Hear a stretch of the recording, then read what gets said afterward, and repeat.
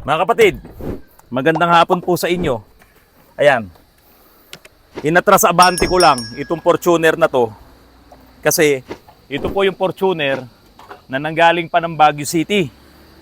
Ito po ay sinakay na lang sa tow truck para makarating dito sa amin sa Antipolo, dito sa Autorans. Ang may-ari po nito, taga dyan sa Pampanga, nasiraan po sa Baguio City.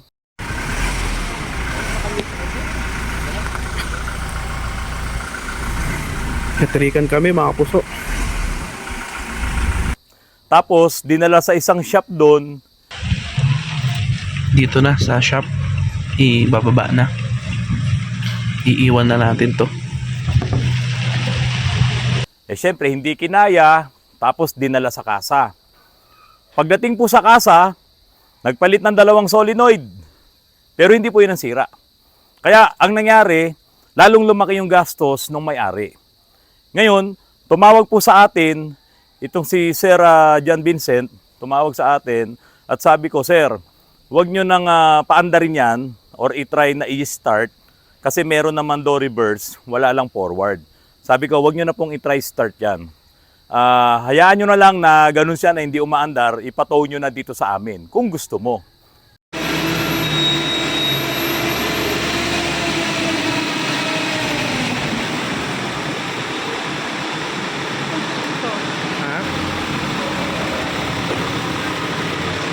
Yun. So sa madaling salita, ipinataw na po ito dito sa amin, dinala na sa amin to. At yun nga, inumpisahan na po namin yung problema, kung ano yung dapat gawin.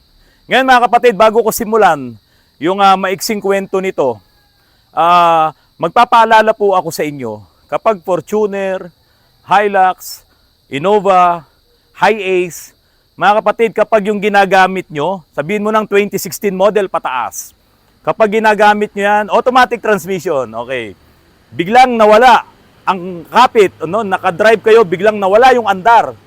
Sabihin mo nang ayaw nang umalis doon sa pwestong kinalalagyan nyo, huwag nyo na pong ituloy pa. Huwag nyo nang paandarin pa.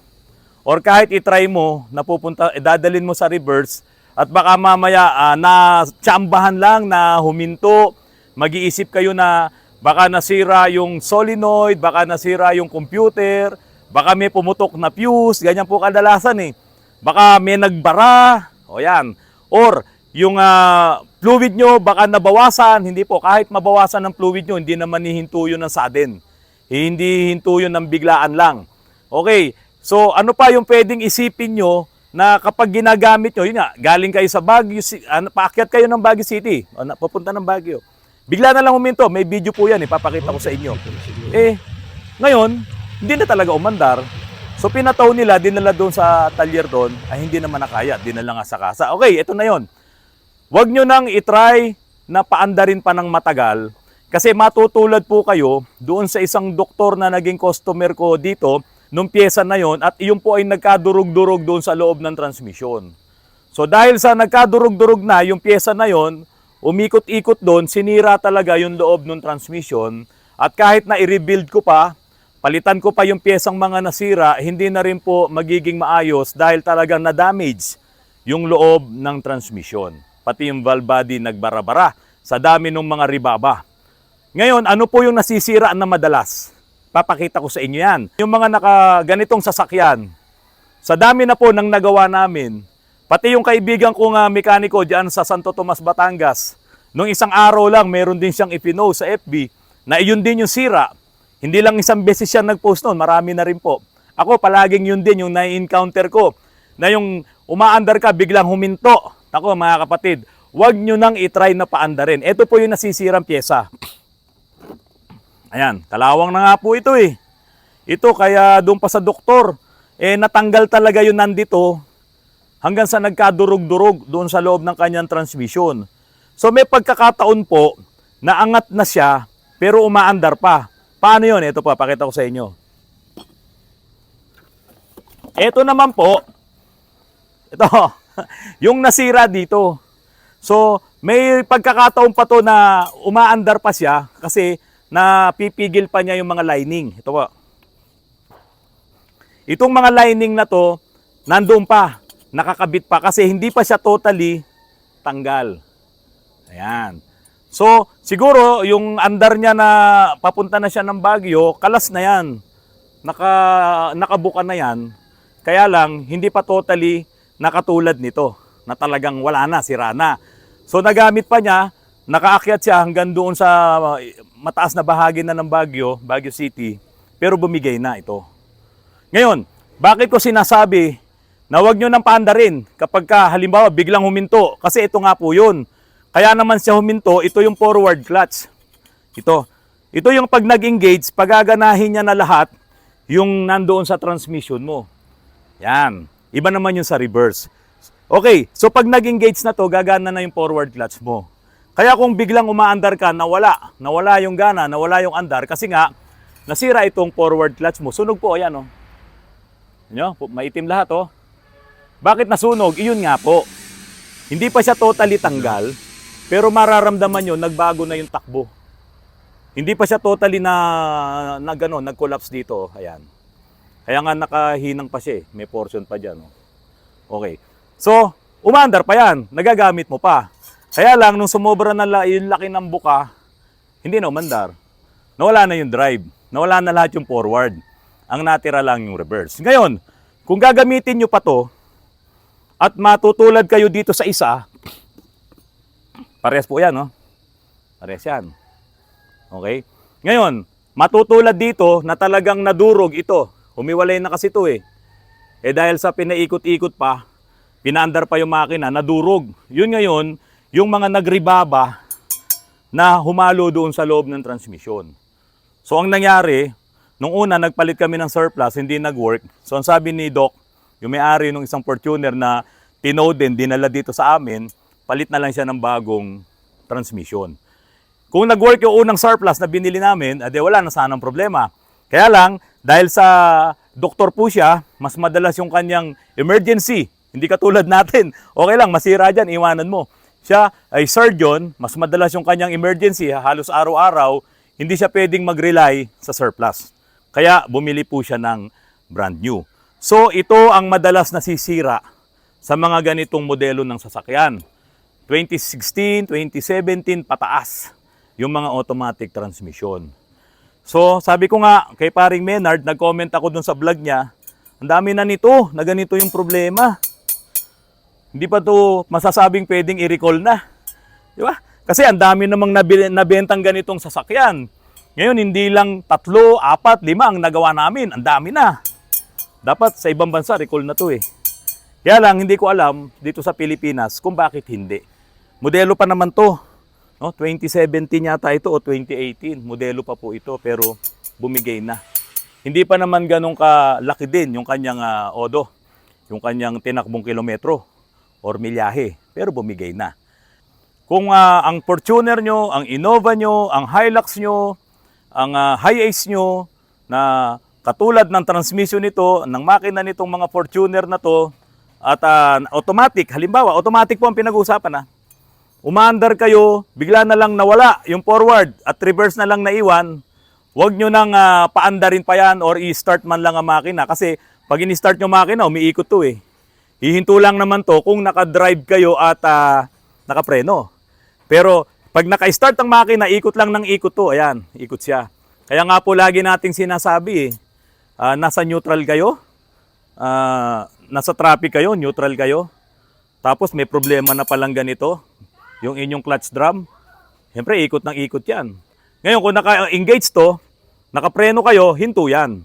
Pero kung halimbawa, nandiyan kayo sa traffic, drive, neutral, o ikot lang yan na ikot. Walang tigil yan. At ang isa pang matindi ron, mga kapatid, ito. Pag drive neutral kayo, ito po kasi merong pang kasandwich to na mga pressure plate eh, bakal. Drive neutral kayo, may mga lalabas na pressure dito, ayan oh. Itinutulak na yan. Drive neutral. Ganyan po ang trabaho niyan, ganyan yan. Yung mga lining dito para mag-engage. Oh, edi ito nangyari oh. Posible. Pwedeng caution. Ngayon kung halimbawa naka-traffic kayo, drive. Oh, engage na yon. Nakahinto ito. O ano ang magwo-worn out dyan na pyesa? Ano ang mapepwersa dyan? Eh, naka-engage na to. Pero kung halimbawa naka-traffic kayo, every time nahihinto kayo sa traffic light or sa bumper to bumper na traffic, neutral, drive, neutral, drive, neutral. O yan, ganyan po. Drive, neutral, drive, neutral. Inaano ko lang po, sinisimulate ko lang yung galaw ng pressure plate ng mga lining. Kasi malakas ang pressure niyan, tinutulak nga niya yan eh. Biro nyo, kung mahina ang pressure nito para magdikit-dikit, paano niya papaandarin yung transmission mo? Ito yung forward clutch. Yan. Okay, so yun po ulit yung maiksing explanation ko sa drive, neutral, drive, neutral. Kung pwede lang, pag nakatraffic kayo, 3 minutes lang, 4 minutes lang, drive lang. Tapos, abante na kayo. Pag nag-go, bitawan mo lang preno, dire-diretso na yun. Wala ka nang i-engage pa. Hindi katulad nung miyat-maya, gumaganyan ng sasakyan mo. Miyat-maya, nag-i-engage to. O, ayan ang nangyari. Okay mga kapatid, bumalik po ako dito sa lamesa ko. Medyo malalim na yung gabi. Ngayon ito mga kapatid, tuwing binabanggit ko po kasi na hanggat maaari kapag traffic ay nasa drive na lang kayo, marami po ang nalilito. Yung iba may mga violent reaction, violent comment. Kasi sinasabi po nila, anin pa yung neutral. Saan pa gagamitin ng neutral? Okay, ito po. Idinugtong ko na rito sa vlog ko na to, dito sa Fortuner na nagkaroon ng problema, yung kanyang clutch drum nasira, nawasak, yung forward clutch. Kasi nga, sabi ko, kapag nasa traffic kayo, ilagay nyo na lang po sa drive. Ngayon, ang sinasabi nila, meron kasing puwersa na parang gustong umandar. Baka mag-slide yung clutch. Yun, ang lagi nilang sinasabi. So, syempre, gusto nilang maingatan yung kanilang transmission. Baka mag-slide yung clutch ng automatic transmission. Ang akala po kasi nila, yung mga clutches na nandyan sa automatic transmission, kapag nakadrive ka, ay parang katulad nung sa manual na ganito. Ayan. Sa manual po kasi, ito yung clutch lining, ito yung pressure plate, iniipit po yan at nandito po yung flywheel. So, i-assume nyo, itong electric fan na nandito, ito yung flywheel. So, habang umiikot po yan, nakakabit itong clutch sa pressure plate, doon sa flywheel, siyempre iikot yan kasi umiikot yung flywheel, umiikot yung makina mo. Ngayon, kapag hindi po naka-engage yung transmission mo, yung manual transmission mo, naka-neutral, umiikot po lahat to. Kasi naka-neutral ka. So, ikot ng ikot lang itong pressure plate, itong lining, saka yung flywheel. Kasi doon mismo sa transmission, doon mismo sa mga gears mo ay walang engagement, naka-neutral ka. Kung ilalagay mo naman ngayon sa Primera, yung isang manual transmission, ilalagay mo to sa Primera, ang mangyayari po dyan, itutulak nung secondary mo, nung push rod, yung fork, para itulak itong mga diaphragm spring na to, at kapag tumulak itong mga diaphragm spring na yan, hihiwalay ngayon. Ito po kasing pressure plate, papasok yan sa loob. Mawawala ngayon yung pagkakaipit nitong lining. Mawawala yung pagkakaipit niyan. Kaya kung yung main drive na naka-spline dito, pag naka-primera ka, hindi mo naiikot ito. Kasi nga naka-push ka sa pedal mo doon sa clutch. Hihiwala yan. So hindi ngayon umiikot to. Ngayon pagka tinimpla mo, bibitawan mo na yung clutch. Syempre re-release ngayon tong diaphragm spring, didikit ngayon tong dalawa na nakaipit naman to sa flywheel, yun, naabante ka na. So, yun yung mga tinitimpla mo pa. Ngayon mga kapatid, hindi po ganito ang automatic transmission. Dito po sa automatic transmission, sa loob ng torque converter, merong isang turbine at merong isang impeller. Yung impeller po ang nakakabit sa flywheel. Ito, sabihin mo na ito. Ito yung makina mo, ito yung flywheel mo, umiikot ngayon. Yung flywheel, yung makina natin, sabihin mo naka 3,000 RPM to. Kaya mabilis to. So, ano ang nagpapaikot sa loob ng torque converter? Hindi po hangin. Ang nagpapaikot po sa loob ng torque converter ay yung fluid coupling. So, yung fluid mo, hinahalukay niya yan. Hinahalo niya ng todo. Tapos may mga pins doon, magkakaroon ng cyclone effect, paikutin niya to. Ngayon, pagdating dito, meron pa yung stator na magko-convert ng mas malakas pang torque. So ngayon, halimbawa, hihinaan ko ngayon tong malaking electric fan. Ayan, nasa 1 lang. Babagal din to. Ayan, pansinin nyo, bumagal. So ngayon, naka-idling ako. Naka-idle, naka-minor yan. So, kung ito ay naka-neutral ka, ganyan ang mangyayari. So habang naka-neutral ka, umiikot ngayon yung clutch drum. Umiikot ngayon to. Ayan, ikot yan. Naka-neutral ka eh. O, ikot ngayon na ikot to. Di ba? Ikot yan, neutral, or park. Yan, umiikot siya. Pero walang engagement itong mga lining sa loob. Hindi siya naka-engage. Kaya umiikot yung pressure plate na maliliit na bakal, pero yung lining mo hindi siya umiikot. Kaya ang mangyayari, ang tendency, doon nga yan nagkakaroon ng kaskasan. Kasi umiikot yung lining, pero yung bakal na pressure plate hindi. Okay, so ganun ang mangyayari. Pwedeng baliktad, umiikot yung pressure plate, pero yung lining naman ang hindi. Kasi once na umikot ng sabay yun, engage ka. Aabante yan. So umiikot ito, neutral, park.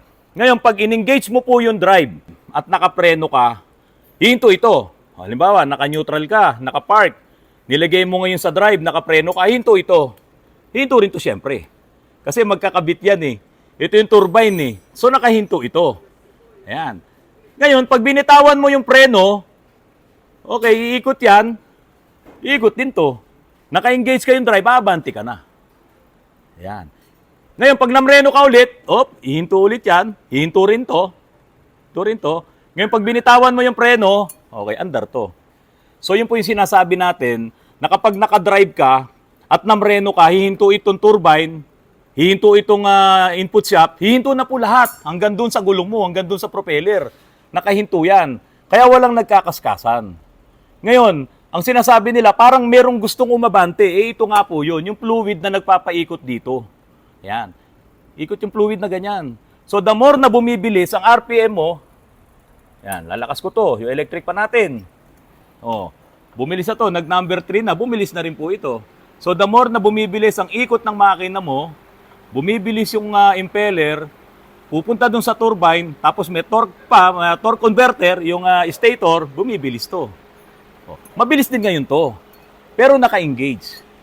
Kaya po yung mga naka-park, naka-neutral, tapos nire-revolusyon nila, ganyan po yan, bilis nito. Tapos kaskasan.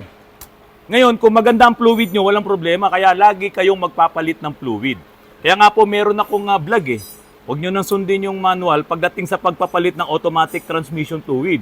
Kasi, grabe, pagpapahingahan mo sa sakyan mo, maandar, nakapark yan, tapos marumi yung fluid mo, magkakaskasan, o sino bang hindi masisira? Ang trabaho ng fluid, ng ATF, mag-lubricate. Paano kung marumi na yan? O ano maglubricate dito sa mga lining na to?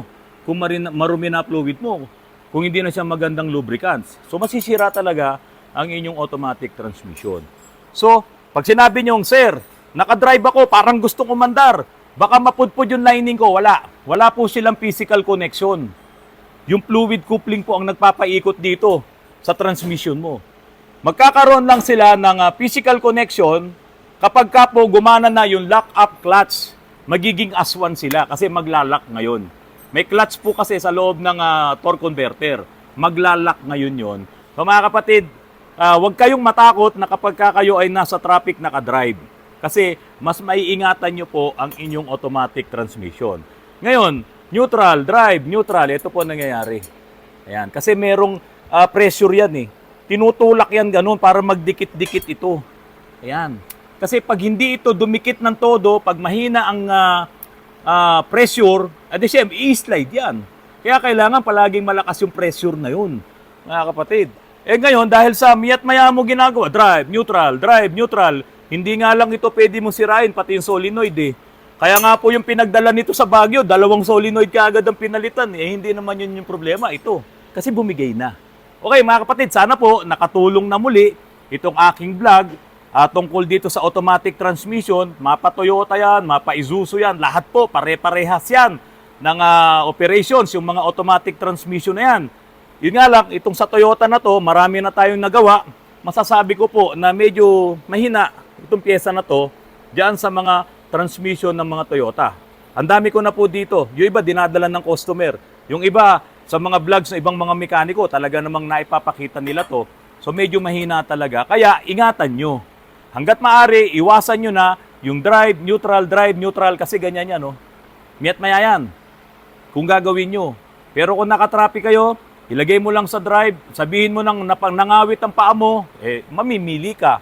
Mangawit ang paa mo or magkaganito ang iyong automatic transmission forward clutch drum. Dito nakalagay lahat yung mga clutches na yon. Mga kapatid, narito po yung mga bisita ko kanina. Maraming salamat po sa pagpunta nyo rito at bibigyan ko lang po kayo ng primer. Yung pong Ford Ranger na ginawa namin dito, yung wild track. Aba, ginamitan ng fake or sabihin na nating replacement na oil filter. Pinalitan niya ng walang kwentang oil filter. At ito pong oil filter na to, ito po. Ayan o. Nakita nyo? Napipi siya, parang straw, na habang umihigop ka ng doon sa straw ng soft drinks mo, napipi. Di ba pag napipi ang straw, wala kang mahigop? Kaya nawala ho yung pressure. Walang umaakyat doon sa makina. So, wag na wag po kayong gagamit, lalo na kung ang sasakyan mo ay yung mga Ford na yan, masyadong maselan yan, wag kayong gagamit ng mga replacement na oil filter. Nako, masisira po ang makina nyo. Mga kapatid, magandang gabi po at maraming salamat po sa inyong lahat.